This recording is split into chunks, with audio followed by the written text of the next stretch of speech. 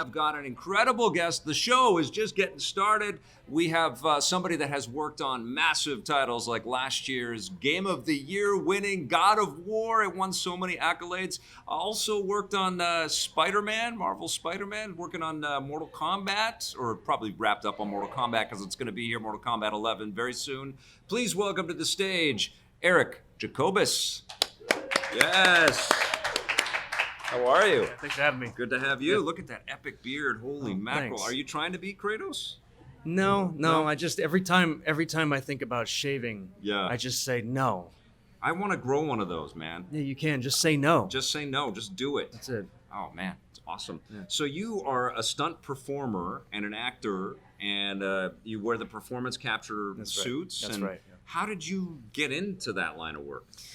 You know, I had started out just doing regular old stunts for movies, more of the combat side and falls and things like that. Yeah.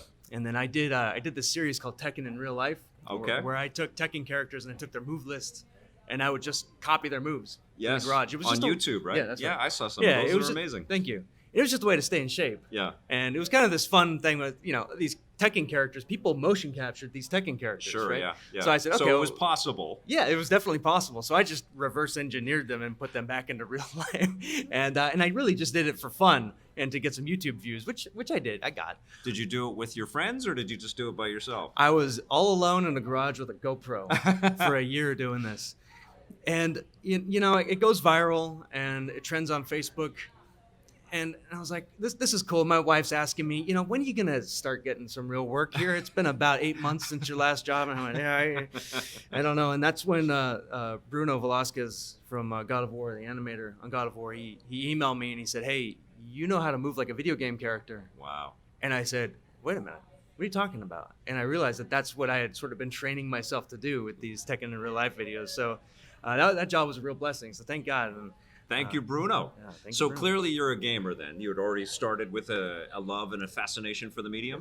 Yes. Yeah, fantastic. And so was that your first job, was to be in, was it God of War 3? Which God of War did you work on? It was the latest God of War. The most recent one. The most recent one. Before that I did Mafia 3 for 2K because they were actually, I was in that same area. I was living in the Bay Area. That's where 2K is based. Yes. California. Okay. And they wanted some local stunt guys. And for a long time, my crew, the stunt people, we were doing short films, and a bunch of us would go and work on these 2K games. And I came in kind of later and did a bunch of stuff for Mafia 3. Fantastic. I played old women falling on the ground, and when you punch a kid, I'd play that guy. And I was a punching bag for a year on that game. That's awesome. And I know that it's a real art to work with performance capture technicians and engineers and I guess the directors that work with this kind of technology. Do you have to kind of be up on that to be able to get them what they need? It's a great question because I think a lot of the times animators who are making video games, who direct mocap, they might not know how to ask for something out of a stuntman or mocap performer. And I actually had a tech background. My first job was as a PHP programmer and Visual Basic programmer. No wonder they love you, man. Well, that's awesome. I kind of tucked that away for a long time. I made websites and stuff, and that was how we self-promoted, is kind of having a handle on that stuff. So I was always tech-minded. Yeah. I remember watching Tech TV back in the day. I was around then. Yeah. And then when it came time to actually doing motion capture, the animators would talk to each other and they say, they'd be talking this kind of like code language about, well, when we call this function of the character, he's going to fall off the cliff. But if we call this function, and I said, well, why don't I just make my feet like this and I can put my body like that? And they said, wait, we can bypass all that talk and just give the direct like coding command to you. I said, yeah. That's fantastic. And so it was became this exercise of programming with my body, I guess. Yes. Yeah, because a lot of people, I think, don't comprehend that it's not just taking that data and just putting it into a video game. There's a lot of cleanup, and that work, the real work, is after it's all been recorded, right? And absolutely. I think a lot of actors get cast because they physically fit the role, but then they have messy mocap, and that's what you're trying to provide to these animators is the cleanest data. The cleanest data that I can, and also just sometimes the animators, they only want the silhouette, right? So on the punch, they don't care about any of this stuff. They just want this. They just want the end, right? They just want this part, and they want you to really extend that. So on camera, when I'm doing live action films, it's really hard to punch like that and fully extend your body and make it look right. Sure. But in motion capture, as long as you hit that pose Yeah. and your recovery is right and Yeah. the anticipation leading up to it is right, Right. they have all the pieces that they need. Interesting. It almost looks like the old sort of martial arts movies from the 60s or, like the early days. Yeah. Before it was all refined and we've Yeah, seen so yeah. many action scenes, but that feels like it's probably better for game Yes, capture. and that was the Hong Kong sort of code of action, which is that when you punched, you stuck it. It was like so it creates a geometry when you're watching it, right? And easier for the film editors in the day to cut with this physical media that they had to cut with, as opposed to all this non-linear linear stuff. That we but have also now. as a viewer, it's very easy for you to follow a fight if it's move, move, move, move, Right. move. It's like stuff like that. They Yes. really capitalized off of that. Sure. That's why they would undercrank so they can move a little bit slower and hit those poses. Of course. So game design is a lot more like that. Amazing. I'd never put that together. That's incredible. And those are the films that I studied. Of course. To make my kind of like action language. And dude, those are the films that these animators are all watching exactly right. to get inspired to create, so they want to see it. Exactly. That's so it's all so many of filtered. those games were based on Chambara films and Hong Kong action films. Wow. And it's taking those poses and it's really pose to pose animation is what they care about. That's so incredible. As a performer, as long as you can hit the pose, you're 90% there, I think. So clearly you have a strong fundamental martial arts background, and you've got people that have taught you these things, and friends that are in this world. What do they think about your crazy job and career now as Kratos in video games? A lot of them work in the business too, actually. Okay. Almost all of them do. Yeah. It's just so different because I really studied martial arts for live action, Right. so that I could move like Jackie Chan. It was my huge inspiration for me. And He's also, all over YouTube right now because he's something new. Well, Rush Hour 4 is going forward, and he's been talking about Bruce Lee as well. And so I was just watching Jackie Chan clips today. Genius, genius.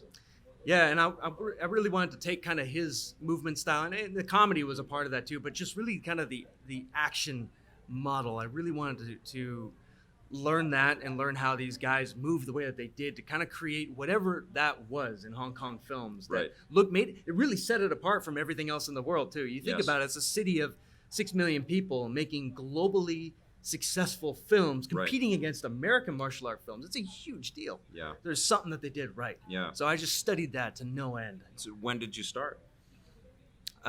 I started when I started watching Hong Kong movies. No way. Because again, I was a programmer at the time. Yeah. And I started actually going to Chinatown. Before I even really learned martial arts, I would go to Chinatown. I'd buy a stack of video CDs with my paycheck, and I'd review them. But I'd just review the fights. Yeah. And I started understanding how the fights were put together. Yeah. And after 2 years, I had 500 reviews up.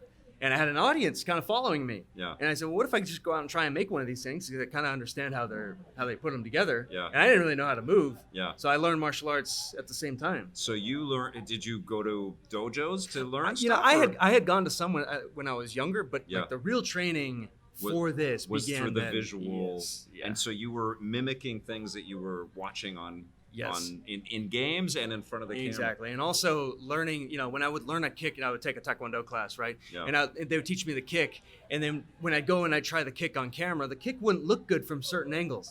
So I'd have to change how I do the kick depending on where the camera. Amazing. Exactly. So the line has to be right. Wow. If you see the knee is bent, it's not going to be right. Yet maybe you move the camera, maybe you change the kick. So Wow. that really influenced my training, actually. So now, because you've created this line of success for yourself in film and in games, are you now teaching cinematic combat to other people? Because it seems like it's a totally different sort of viewpoint and a philosophy that you would pass on to other people. Or do you not? You want all the gigs right now? No, I put this. This is all open source, in my opinion. Yeah. I mean, I put it out there since the beginning how I got all these jobs and told everybody how to do everything. There's no secret. Yeah. I hope everybody does what I do. Yeah. It'll bring everybody up. Right. Really, the thing that I tend to bring now is not just a performance, but also an understanding of where camera goes. Yeah. An understanding of how the edit works. Right. Recently, I did a movie in Bollywood called Man Who Feels No Pain. I action directed that. Yeah. And they came to me because they had seen a short film we did called Rope-a-Dope. Yeah. And they said, we want to do Rope-a-Dope in Bollywood. I said, if you want to do Rope-a-Dope in Bollywood, that means your actors have to do all their own stunts. Your stuntmen have to act, right? and we're not going to use wires. We're not going to use fancy editing. It's going to be kind of shot like a Jackie Chan movie.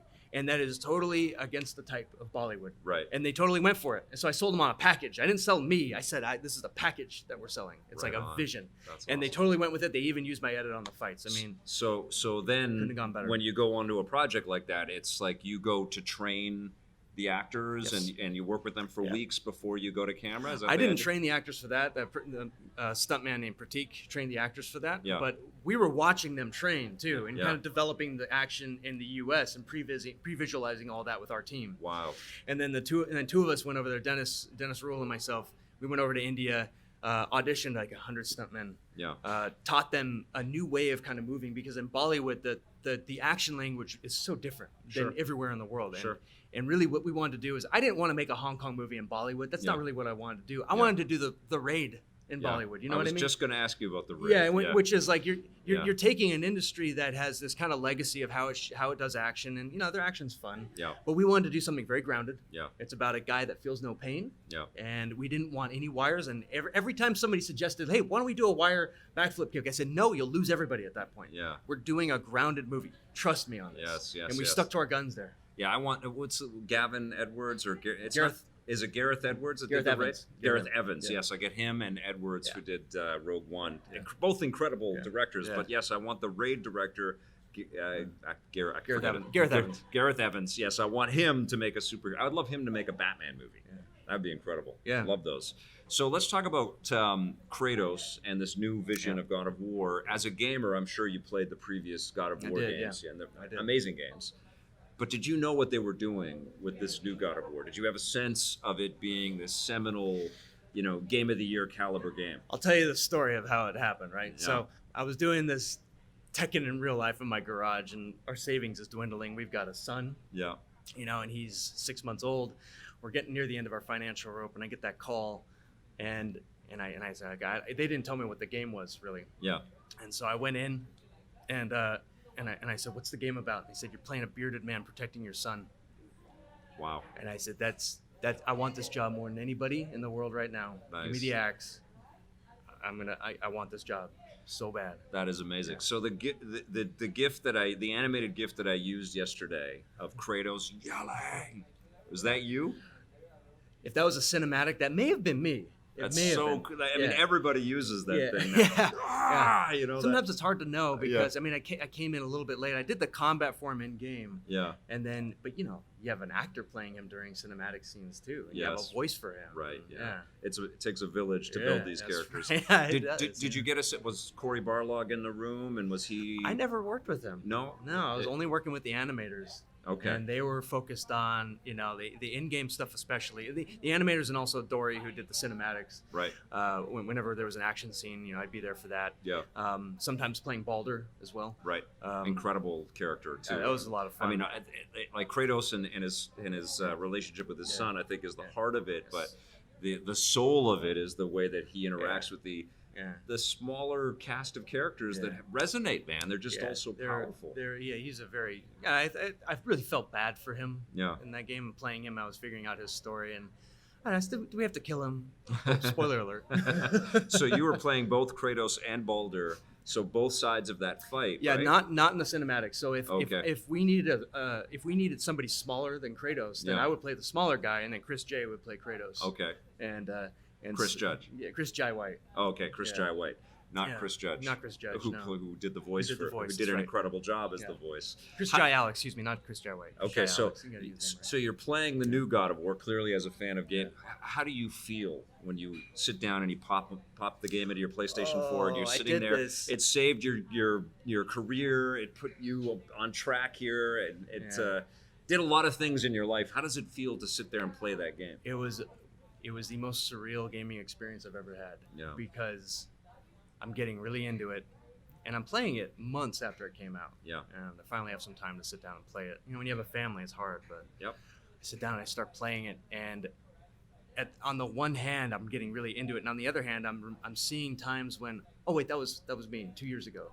Wow. Oh wait, I'm in the game. Hold on, and then I kind of like back out into the game, and then oh wait, now I'm playing Balder. Now Balder's okay. That's me. Now I'm also Kratos. Now and it was disorienting, Yeah. difficult, Yes. and fun. It's an Yes. amazing game. Yeah. It's immediately immersive. The first frame of that game, you're just sucked in immediately. So it was a huge blessing working with that team, and I really learned how to do mocap from that game. I would imagine. And, Under you know, Bruno's Sony guidance, clearly gave that game and that team the time to Yeah. get it right. Oh, So yeah. you must have been working for years. 2 years. It's about 2 years on that. And I came in Incredible. a little bit late too.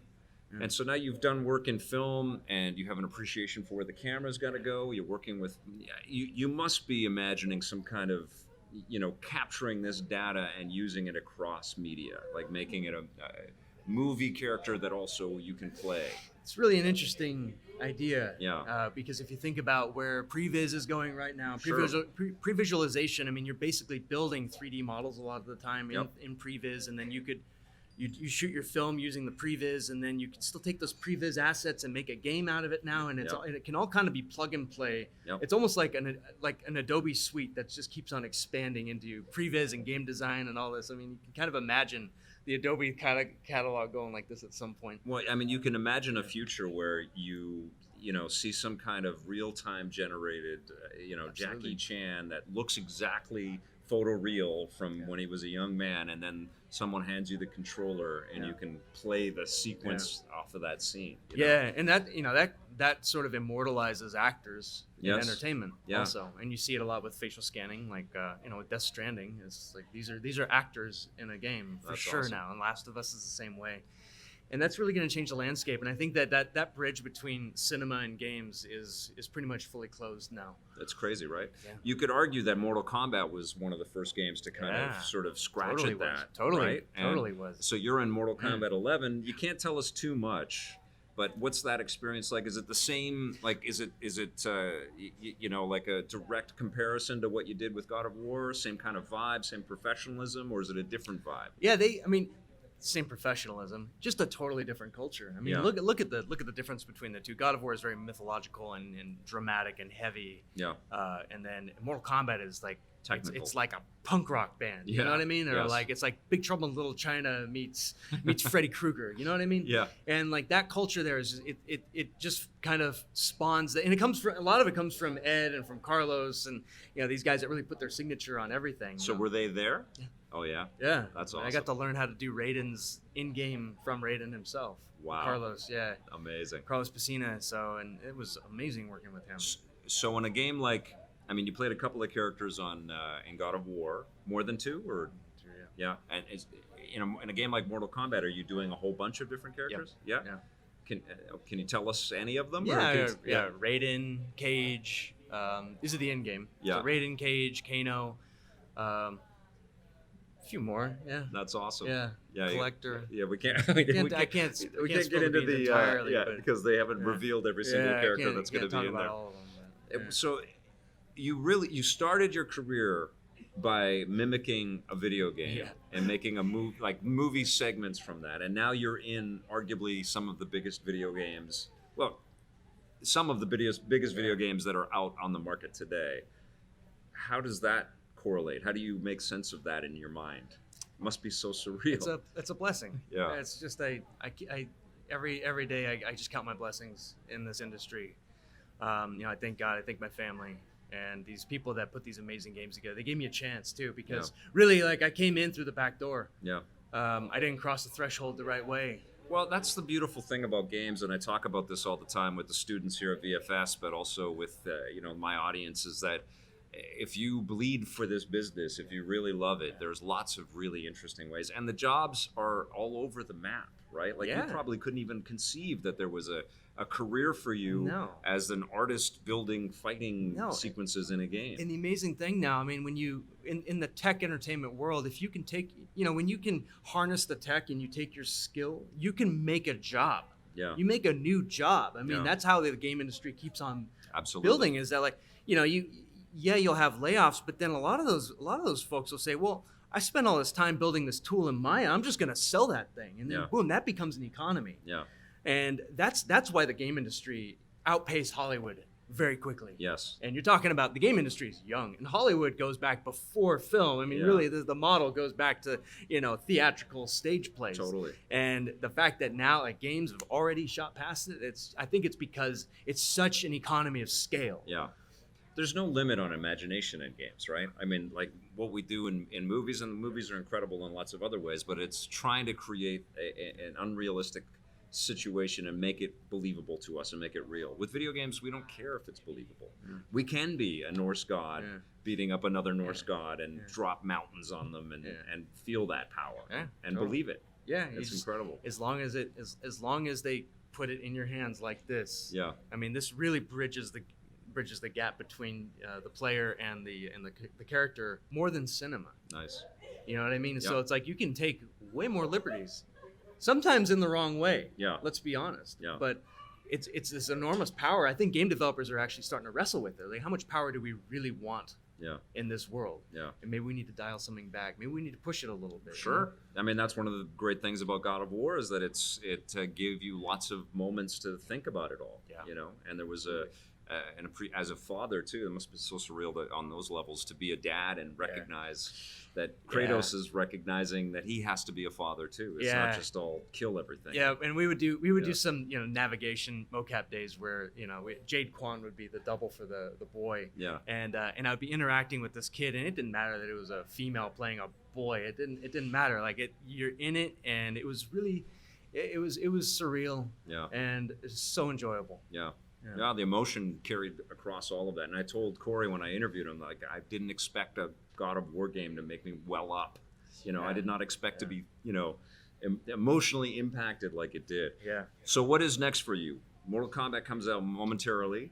And can you tell us? Yeah, well, I can tell you a little bit. Yeah. So we, after doing all this, I went and just bought a motion capture system myself. Nice. And so my business partner, Zach, and I, we started a company called Super Alloy, and we are providing motion capture services with talent in-house. Nice. Out of where? Vegas. You live in Las Vegas. Yeah. You shifted over there. Very cool. We moved. So people can send you bits that they need, and you capture the data and just send it to them. That's right, and it's a mobile system, so we can actually go to their studio. We can go, if they can come to us, they can, Skype in. And that's what's amazing about this is that the Extends mocap suit, which is really good now. It's gotten a lot better. You can climb ropes with it. You can walk upstairs. It's fantastic data, and that you can just plug and play and get your mocap data with. You send us a shot list, we do it, and send it back. That's awesome. It's just a crazy. Like if I went back and told myself, 20 years ago I'd be doing this, I'd be like, get out of here, old man, bearded old man. And so when you wait, well, you probably don't wait. You probably the phone's probably ringing off the hook. But do you also have time to build your own things if you want to? Are you still you still want to make Tekken videos? But if you want? I think that the only way to really exist is to keep making content. Yeah. Because without content, you don't exist in this economy. Yes. And that's how I got every job. Yeah. Is by being surrounded by good people. I was blessed with having great directors work with me and help me create content too that I couldn't create on my own. Yeah. But it was always making content for free and putting it on YouTube and just releasing it for free. Nice. And that's how every job would come in. That's awesome. And so we just keep we keep that philosophy. Now we got a mocap system. We got Unreal. We can just make a game demo. We can make a CG demo. We can do anything now. That's great. Yeah. You worked on Spider-Man as well last year. For too. one day. For one day. One day. That was my favorite game of last year. Cool. It was our game of the year, and it was between God of War and Spider-Man. How was the Spider-Man set for you? It was a little bit different. Did you get beat up a lot? Well, I believe I did the Kingpin cinematic. Oh wow. Yeah, I believe so. And it's hard to remember sometimes. But I watched it and I said, I think that's me. Sometimes I have to kind of reverse engineer and say, that looks like me. So I had Sam Witwer on the show not too long ago, and he's in the new Days Gone video game, and it's surreal playing that game and seeing his face. Oh, yeah. Is that a dream for you as an actor? Do you want to one day have one of these games take not just your data and not your moves and what you can do, but also put you in the game? Or I'm not much to look at, and I don't know how you're gonna mocap this anyway. Maybe when they can mocap a beard. I'm very happy performing and having someone else's. In my opinion, it's not about me. It's not about Eric. It's about the game and the experience. anything that we can do to make that experience, top notch, we'll do that. That's awesome. Yeah. You're very modest, and it's fantastic to meet you. Likewise. You guys can check out all of Eric's work in, modern masterpieces like God of War and Spider-Man, and very soon Mortal Kombat 11, and in a Bollywood movie. Do you know what the Bollywood movie is going to be called? Maad ko da nahi hota. It's called Man Who Feels No Pain. Man Who Feels No Pain. Yeah. I love the Indian phrase. I heard it constantly. That's while I was amazing. there, yeah. That's incredible. Thank you for coming on the show. Thank you. All right.